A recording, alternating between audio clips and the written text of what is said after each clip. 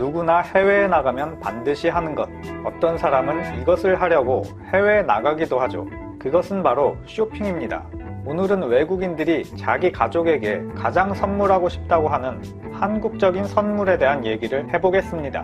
이 얘기는 사실 뭐가 제일 많이 중요하다, 가장 사고 싶다, 이런 순위를 매길 수는 없을 것 같고 크게 3-4가지 정도로 분류를 나눠서 뽑아봤습니다. 자료 수집에는 외국인 여행객들이 나오는 TV 프로그램과 개인 방송, 그리고 한국에서 일하는 외국인들 커뮤니티와 한국의 관광명소 홈페이지 등을 참고했습니다. 외국인한테 선물할 일이 있는 한국분들이나 한국에 처음 오는 외국인들한테 추천할 때 유용했으면 좋겠네요. 모처럼 해외에 나갔을 때 그 나라만의 기념품을 사는 일은 워낙 중요하기 때문에 좀 더 특이한 것, 좀 더 기념이 되면서도 기억에 남을 만한 것들을 찾느라 많은 시간을 보내게 되는데요. 한국에서는 외국인 여행객들이 오고 가는 동선에 경복궁이나 덕수궁 일대, 명동이나 인사동 같은 데는 살만한 것들이 무궁무진하죠. 그런데 의외로 많은 외국인들이 한국에 와서 구입하고 크게 만족했다는 한국 선물들이 우리 눈에는 그렇게 특이하지 않은 것들도 꽤 많았습니다. 과연 외국인들이 집으로 돌아가기 전 많이 사들인다는 한국적인 선물, 그리고 처음에는 한국적인 물건이 아니었는데 시간이 지나다 보니 한국의 대표 상품이 된 아이템들은 과연 무엇일까요? 첫 번째로는 가볍게 음식 부분부터 가보겠습니다. 외국인들이 귀국하는 날 혹은 그 전날에 대형마트에서 가장 많이 사는 한국 음식은 일반적으로는 과자나 라면, 호떡, 커피 믹스, 녹차, 티백 같은 것들이 있죠. 특히 마시는 차에 대해서 얘기를 하자면 요즘 워낙 인기가 좋아서 기존 제품에서 업그레이드된 고급화 브랜드까지 생겼고 맛은 기본이고 케이스의 디자인까지 고급화가 되어서 박스를 한번 보면 집지 않고는 못 버티는 상황도 많이 나온다고 합니다. SNS 같은데 가끔 한국에서 티세트를 샀다고 올라오는 사진들을 보면 한국적인 전통적인 디자인과 최근 트렌드에 맞춘 디자인 양쪽 다 인기가 있기 때문에 어느 것이든 하나를 살 수밖에 없고 고민이 될 때는 여러 가지 디자인 다 사버리는 경우도 많이 나옵니다. 왜냐하면 물건들이 매우 가볍고 들고 다니기도 편하기 때문이죠. 이 사진들을 보시면 허브티 프리미엄 기프트 셋이라고 되어 있는데 아예 외국인에게 어필하기 위해서 영어로 써놨고요. 디자인도 정말 예쁩니다. 표지에 보면 강강수월래는 돼지감자차, 태권도 발차기 그림은 민들레차, 거북선은 우엉차, 첨성대는 당귀차, 고궁은 메밀차, 풍악은 도라지차가 들어있네요. 이런 식으로 차의 맛도 마시지만 한국 전통 문화를 하나씩 알아가는 즐거움도 느끼게 해줍니다. 특히 당귀차 같은 경우는 저도 이번에 처음 알았는데 이게 원재료는 쌈밥집 같은 데 가면 이렇게 생긴 야채가 당귀라고 하는데 이걸 잘 말려서 차로 끓여서 마신다고 합니다. 그 외에 전통적이진 않지만 외국인 선물용으로 이러한 디자인도 많이 나옵니다. 그리고 마트에서 외국인들이 많이 집는 것으로 유명한 의외의 숨은 강자가 있었는데요. 그것은 바로 김입니다. 미국인들이 최근 몇 년 동안 김을 엄청 사간다는데요. 그게 다 이유가 있었습니다. 다 가져가야만 속이 후련했냐? 예전에 우스갯소리로 한국 사람이 미국인한테 제일 많이 한다는 3대 질문으로 Do you know 싸이? Do you know 김치? Do you know 박지성? 이 3가지다 라는 말이 있었는데요. 전 세계로 볼 때는 호불호가 있겠지만 적어도 미국에서는 김치를 모르는 사람도 김은 안다라는 말이 나올 정도로 김은 간식용으로 인기가 많은 음식입니다. 왜냐하면 우리는 김을 밥과 같이 먹는 거로 생각하는데 미국에서는 감자칩과 같이 그냥 군것질할 때 먹는 개념이라고 하는데요. 예전에는 김을 처음 본 사람들은 이것이 뭔지 잘 모르니까 블랙칩스 혹은 블랙페이퍼라고 불렀다는데 지금은 이미 대중적인 간식으로 자리를 잡은 상황입니다. 글로벌 시장조사 전문기관 프리도니아에 따르면 미국에서 김을 가장 많이 사먹는 소비자는 밀레니얼 세대라고 밝혔고 즉 1980년대와 90년대생 근처를 말하는데 그들이 이제부터는 그전과 다르게 건강에 관심을 갖기 시작했기 때문이다 라고 했고요.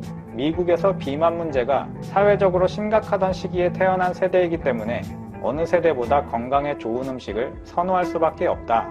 그러던 와중에 김이 건강식품으로 알려지게 되면서 이들은 자연스럽게 김을 좋아하게 되었다 라는 분석인데요. 그러면서 미국의 밀레니얼 세대는 그것이 개인을 위한 것이든 가족을 위한 것이든 미국 역사상 가장 돈을 많이 쓰는 세대이기 때문에 그들의 지지가 받쳐주는 한 김의 인기는 사그라들지 않을 것이다 라고 말을 했습니다. 어때요? 참 쉽죠? 지금은 이미 건강식품으로 자리를 잡았지만 20여 년 전인 2000년대 초반까지만 해도 한인마트에서만 구경을 할 수가 있었는데요. 지금은 얘기가 완전히 달라졌습니다. USDA라는 미국 농무부에서 유기농 식품으로 인정을 받은 것을 계기로 코스트코나 월마트 같은 대형마트에서는 물론 유기농 식품 매장들에도 널리 팔리고 있고요. 아까 말했듯이 스낵류의 감자칩 같은 개념이기 때문에 맛도 여러 가지로 만들고 있다고 합니다. 달콤한 맛, 매운맛, 바베큐 맛, 라임 맛, 양파 맛 등으로 미국 현지인들 공략에 나서고 있습니다. 그리고 심지어 아마존에서도 한국의 김구이 방식으로 만든 제품을 판매하고 있는데 다만 김이라는 이름이 미국 사람들한테는 생소할 수가 있어서 그런지 해조류 과자라는 뜻의 시위드 스낵으로 이름을 같이 표기한 데가 많았습니다. 또한 해외여행 선물로 빠지지 않는 것이 바로 주류인데요. 외국인들이 빼먹지 않고 사가는 것이 바로 우리의 소주입니다. 다만 무게 때문인지 병소주 말고 팩소주를 많이 사간다고 하고요.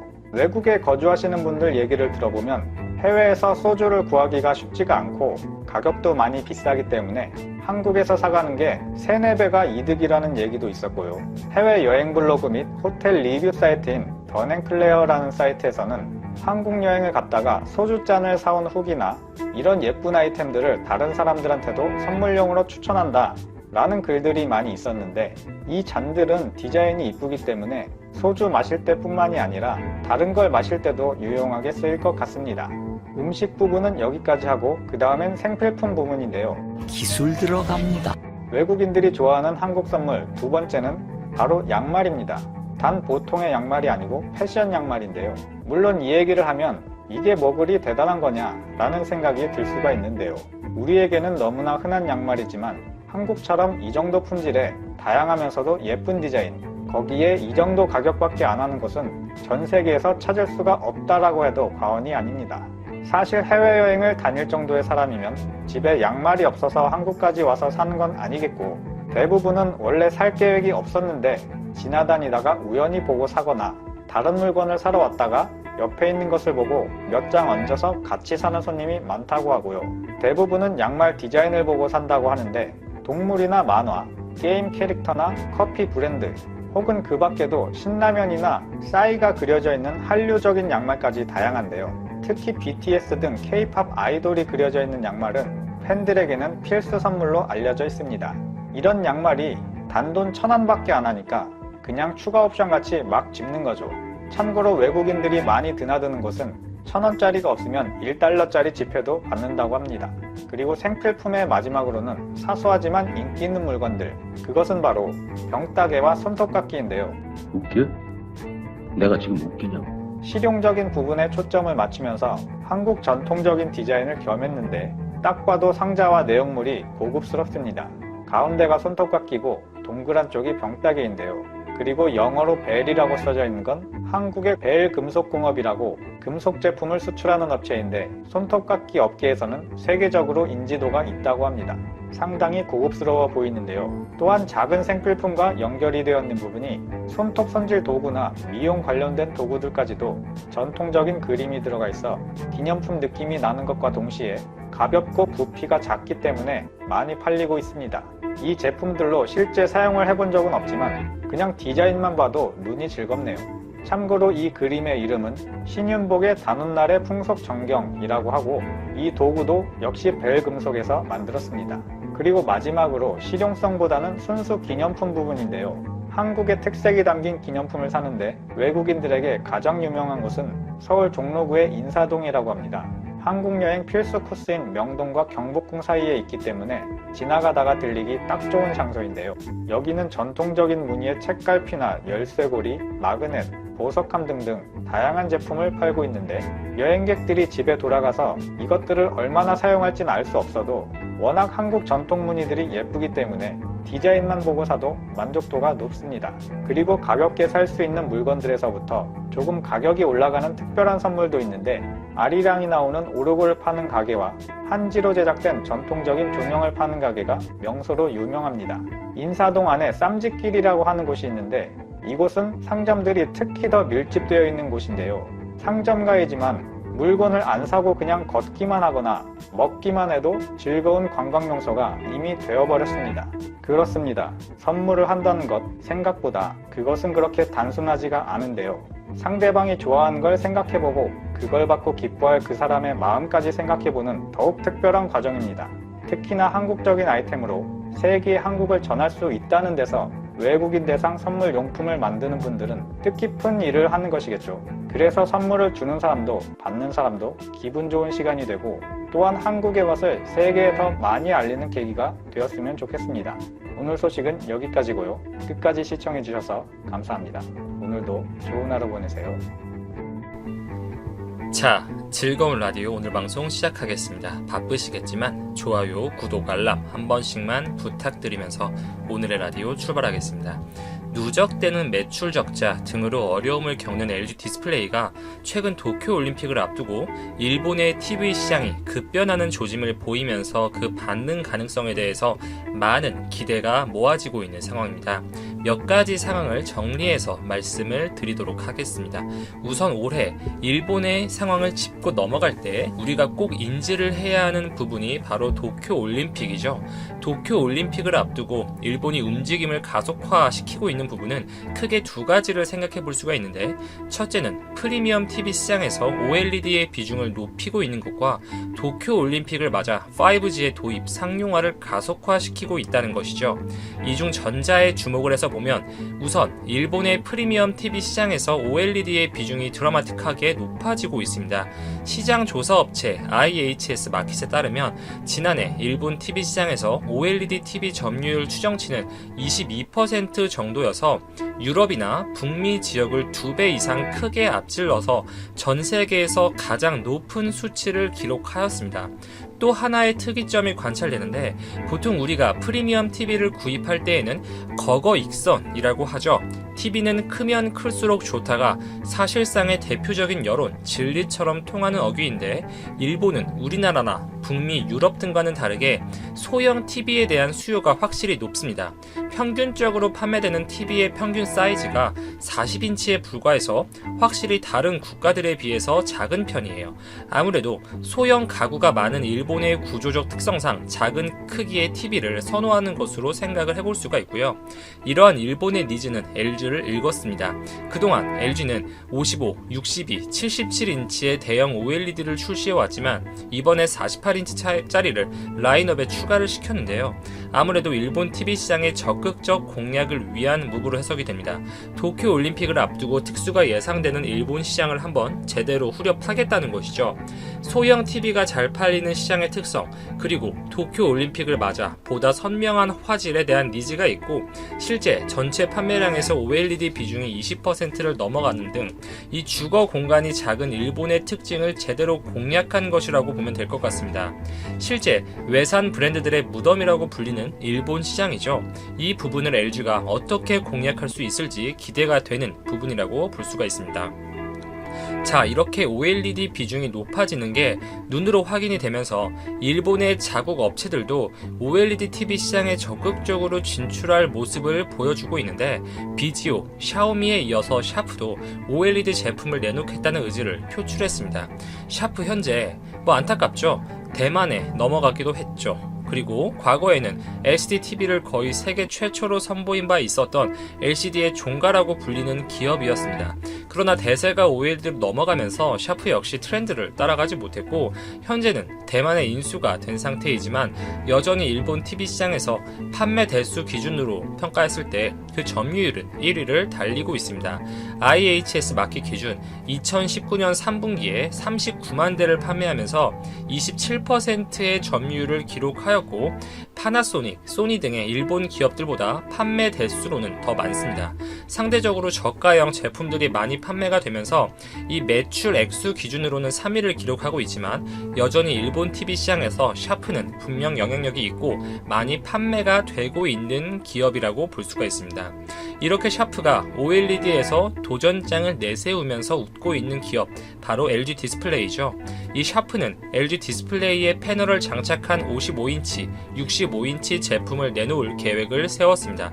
대형 패널을 독점 공급하는 LG 디스플레이 입장에서 큰 호재라고 볼 수가 있는 부분이죠. 통상 올림픽을 앞두고 TV 시장은 말씀드렸듯이 활기를 띠는 경향이 있어요. 아무래도 20년, 30년 이렇게 TV를 교체하지 않는 고객이더라도 말씀드렸듯이 자국의 올림픽을 앞두고 보다 선명한 화질로 경기를 관람하고 싶은 요구가 분명히 있기 때문에 그 교체 수요가 그만큼 많다고 볼 수가 있습니다. 실제로 여러 시장 조사 업체들은 올해에만 600만 대에 가까운 OLED TV 판매가 이뤄질 것으로 전망을 하고 있어요. LCD의 명가라고 불렸던 샤프가 LG 디스플레이에게 철저하게 의존할 수밖에 없는 상황. 추가로 더 말씀을 드리면 얼마 전 CES 2020에서 대망신을 당한 사건이 있었습니다. 이 플렉서블 OLED가 탑재된 롤러블 디스플레이를 처음으로 공개를 해서 이 주목을 받았는데요. 그 전년 LG가 세계 최초로 공개했던 롤러블 TV에 대한 일본 기업의 도전 개념으로 받아들여지면서 많은 이목을 끌었습니다만 샤프는 엄청난 실망감을 줬습니다. 세계적인 전시회, 많은 사람들이 보는 자리인 만큼 분명 최대한의 기술력, 노력을 결집해서 신경을 썼을 텐데 공개된 제품은 화면이 팽팽하게 고정조차 되지 못했고 즉 말려 있었다는 것이죠. 디스플레이 일부에 검은색의 줄이 길게 보이는 등의 명백한 불량 증세를 보였습니다. 인근 전시장에 비치된 LG의 제품과 명백하게 대비가 되었다는 후문이 있습니다. 이렇게 자체적인 기술력에서는 아직 낙제점을 받을 수밖에 없고 결국 한국 기업과의 기술력 격차에 대해서 여실히 보여준 이벤트였습니다. 즉 기술력상 어쩔 수 없이 샤프는 LG에게 공급을 의존할 수밖에 없는 상황이라는 것이죠. 그리고 LG 디스플레이가 지난해 글로벌 차량용 디스플레이 시장에서 처음으로 1위에 올랐다는 소식이 전해졌습니다. 당초 일본 기업들이 강세를 보였던 시장이라 LG가 1위를 탈환한 것은 꽤나 의미가 크다는 평가를 받고 있는데요. IHS 마켓에 따르면 LG 디스플레이는 지난해 전 세계 차량용 디스플레이 시장에서 점유율 20%를 기록하면서 1위에 랭크가 되었습니다. 그동안 1위를 기록했던 업체는 일본의 이 재팬 디스플레이 JDI였어요. 이 JDI를 2위로 끌어내리면서 점유율 5% 차이로 그 연간 매출액 기준 1위를 달성한 것입니다. 이와 같은 배경에는 이 통상적으로 고급 프리미엄 차 이미지를 갖고 있는 벤츠, BMW 등의 독일 3사에 탑재되는 10인치 이상 디스플레이에서 LG 제품의 수요가 압도적으로 높다는 점을 꼽을 수가 있습니다. 이 프리미엄 자동차들 안에서 한정해서 보면 JDI보다 LG 제품을 명백히 선호하고 있는데 이 전체 시장을 놓고 볼 때 이 JDI와 LG 간의 점유율 차이가 5% 정도에 불과한데 이 프리미엄 그룹 안에서는 거의 2배 이상 LG 제품의 점유율이 높다는 점을 꼽을 수가 있습니다. 이와 같이 프리미엄 차량에서 LG의 점유율이 상승하면서 글로벌 1위 자리를 차지했고 이는 앞으로의 전망을 더 밝게 보는 하나의 근거가 될 수 있는 부분이겠죠. 이러한 경쟁력을 토대로 LG 디스플레이는 이달 초에 차량용 POLED, 이 플라스틱 OLED의 약자입니다. 이 POLED의 본격적 양산에 들어갔습니다. 올해 2분기에 출시되는 POLED는 OLED 특유의 탁월한 화질을 유지하는 동시에 좀 디자인적으로 자유롭게 구현할 수 있는 여지들이 있어서 고급 차종에 활용되기가 좋다는 점이 특징입니다. 이 플라스틱 기반을 패널로 사용하기 때문에 잘 구부러지고 또 깨지지 않는 특성까지 갖추고 있죠. 선호될 수밖에 없는 특징들이 있습니다. 반면에 일본의 디스플레이 업체들은 아직 이 플라스틱 OLED 상용화에 나서지 못하고 있는 상황이죠.